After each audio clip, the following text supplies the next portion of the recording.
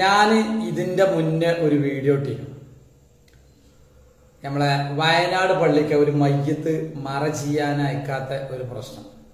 ഇവിടെ ആദ്യം സംസ്ഥക്കാണ് പള്ളി ഉണ്ടായിരിക്കുന്നത്, പിന്നെയാണ് ആറ്റുകാർക്ക് പള്ളി ഉണ്ടായിരിക്കുന്നത്. ഈ സംസ്ഥക്കാർ പള്ളി എന്നുള്ളത് അവിടെ മറ ചെയ്യുക എന്നുള്ളതും അവിടെ മദ്രസ് അതിലേക്ക് പള്ളിയൊക്കെ പിരിവ് കൊടുക്കുക എന്നുള്ളതും ഏറ്റവും കൂടുതൽ ഏപ്പിക്കാർ ചെയ്യുന്നു. അത് എല്ലാ നാട്ടിലും, എന്റെ നാട്ടിലും അങ്ങനെ തന്നെയാണ്. അങ്ങനെ അവിടുത്തെ പള്ളി നന്നാക്കാൻ അവിടെ ഉസ്താമാർക്കുള്ള പിരിവ്, അവിടെ നീർച്ചക്കുള്ള പിരിവ്, അവിടുത്തെ വരിസംഖ്യ, ഇതിലൊക്കെ ഏപ്പിക്കാർ ഉൾപ്പെടുത്തും. എന്നിട്ട് ഈ മഹല്ലത്തിന്റെ ഭരണം അത് മുസ്ലിം ലീഗിന്റെ കയ്യിൽ. അങ്ങനെ വരുമ്പോ എവിടെയായാലും അവിടെ ഏപ്പിക്കാർ എതിർക്കും. ഏപ്പിക്കാരെ എതിർത്ത എന്തായി? എതിർത്തോ സഖാവായി. അങ്ങനെയാണ് കേരളത്തിൽ ഇപ്പോ കണ്ടുവരുന്നത്.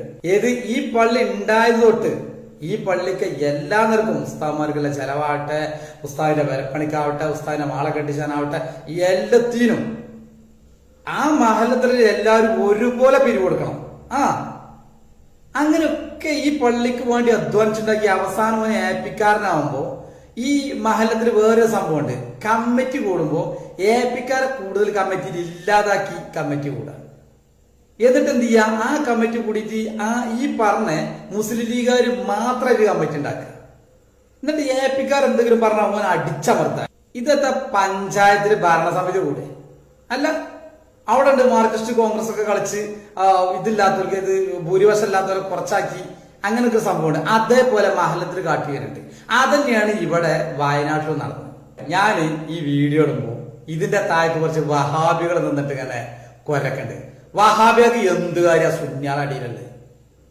വഹാബി പറഞ്ഞു, നിങ്ങള് എന്താണ് ശവപൂജക്കാരാണ്, നിങ്ങള് മന്ത്രം ചൊല്ലണോരാണ്. എന്തൊക്കെയാണ് ഇതിന്റെ അടിയിലെ വഹാബിയുടെ കമന്റ് അറിയെങ്കിൽ ഞാൻ ചോദിക്കട്ടെ, വഹാബികൾക്ക് ആണുങ്ങളെ മാരി വഹാബി ഞാൻ ഒരു സുന്നിയാണ്, ഞാൻ ആണുങ്ങളെ മാറി പറഞ്ഞ് ഞാൻ സുന്നിയാണ് അറിയും. പക്ഷെ എന്ന പോലെ എന്റെ സുന്നിസത്തിൽ ഉറച്ചിട്ടുണ്ട്. നീർച്ച, വഴിപാട്, ഖബർ സിയാറത്ത്, ഔലിയാക്കളെ സ്നേഹിക്കുക, അതുപോലെ എല്ലായിടത്തിലും സുന്നിയാണ് അതേ ആചാരം കൊടുക്കുന്ന ആളാണ്. എന്നാൽ ഇവിടെയുള്ള വഹാബികളുടെ ആണുങ്ങളെ മാറി ചോദിക്കട്ടെ, ഞാനൊരു വീഡിയോ കാണിച്ചു തരാം.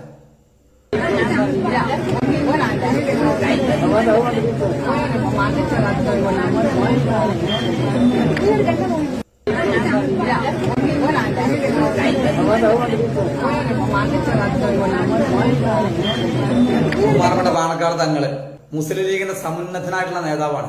KPM മജീദ് മുസ്ലിം ലീഗിന്റെ നേതാവാണ്. നിലമ്പൂർ വഹാബ് മുസ്ലിം ലീഗിന്റെ നേതാവാണ്. അബ്ദുറബ് മുസ്ലിം ലീഗിന്റെ നേതാവാണ്. സീദിയാജിന്റെ ബഷീർ മുസ്ലിം ലീഗിന്റെ നേതാവാണ്. ഇതുപോലത്തെ മുസ്ലിം ലീഗിന്റെ വഹാബികളായ നേതാക്കന്മാരോട് മുഴുവൻ വെല്ലുവിളിക്കുകയാണ്.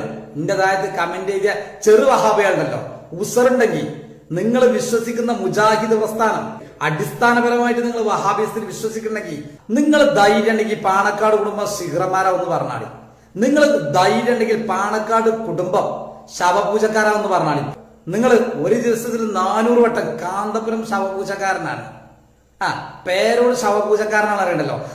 നിങ്ങൾ ഒരു വട്ടെങ്കിലും പറയും, ഒരൊറ്റ വട്ടം പറയും പാണക്കാട് തങ്ങന്മാർ ശവപൂജക്കാരാണെന്ന് പറയും. ബഹുമാനപ്പെട്ട പാണക്കാട് വലിയ തങ്ങളെ കവർന്ന് സിയാർത്ത് ചെയ്യും. ബഹുമാനപ്പെട്ട പാണക്കാട് നടക്കുന്ന സ്ഥലത്ത് ഈ വള്ളൂതി കൊടുക്കുക, മൗലൂദ്, ദിക്റ്, അതേപോലെ അവിടുന്ന് എന്ത് ചെയ്യും, എന്തൊരു ചെല്ലാൻ തരും. ധൈര്യം ഉണ്ടെങ്കിൽ വാങ്ങി, അല്ലെങ്കിൽ നിങ്ങളൊന്ന് എതിർക്കി. ധൈര്യം ഉണ്ടെങ്കിൽ നിങ്ങള് കാന്തപുരത്തിന് എതിർക്കണമാരി, പേരോടിനെ എതിർക്കണമാരി, സമസ്തനെ എതിർക്കണമാരി ആൺകുട്ടിയാള് വഹാബിലുണ്ടെങ്കിൽ നിങ്ങൾ പാണക്കാട് കുടുംബത്തിനെ ഒന്ന് എതിർത്താണ്. ഒന്ന് കാണാൻ അത് ചെയ്യും. അത് ചെയ്തിട്ട് കമന്റ് ആയിട്ട് അടക്കി. അതല്ലാതെ 2 തോണി കാലിട്ട് വോട്ട് കിട്ടാം, ഏത് പാണക്കാടിനെ സ്നേഹിക്കുക എന്നുള്ള നാടകം കളിച്ച അതൊരു കഴിഞ്ഞാൽ പിന്നെ സുഞ്ഞാളെ കുറ്റം നടക്കുക. ഈ പാണക്കാട് തങ്ങന്മാരുടെ ഈ വള്ളൂതി കൊടുക്കുന്നത് ധൈര്യം ഉണ്ടെങ്കിൽ എതിർക്കി ഒന്ന് കാണട്ടെ.